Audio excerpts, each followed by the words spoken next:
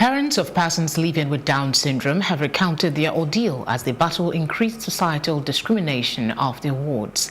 Correspondent Mary Chinda was at UN Information Center, venue of the World Down Syndrome Day celebration in Lagos.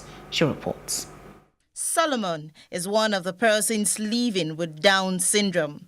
He understands what the condition is and says he lives with hope for a better future, even in the face of constant discrimination. Down syndrome is not people in extra chromosome.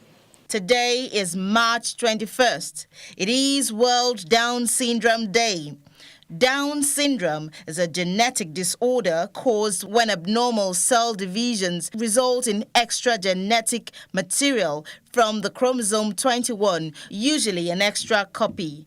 According to the United Nations, this year's theme is Leave No One Behind. That in all things, nobody should be left behind. All children that are disabled should be included, they should be integrated into the society. Everyone should show them love. Joseph Oba is a 64-year-old father of a person living with Down syndrome. He emotionally recounts the lows of fathering a person living with Down syndrome. We felt he was retarded and that with time he would develop and become normal. We were not thinking of Down syndrome or anything. But when we discovered, we started reading books, finding out from the internet what it's all about. It was not anything anybody would wish for himself. I won't even wish it for any other person. But since I'm in that position, I have to accept it. Another father says he was advised to kill his 3-year-old Down syndrome daughter at birth. Even it began from my church.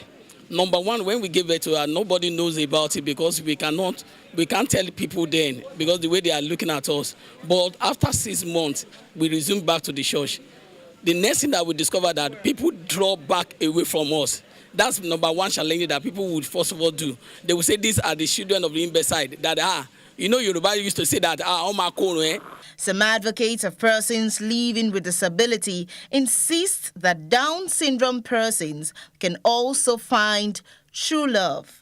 Love has no color, so it depends on the interaction. If it's inclusive, if the education is inclusive, and if we get to interact with them, we'll know that some people will fall in love with them. They have not committed any crime.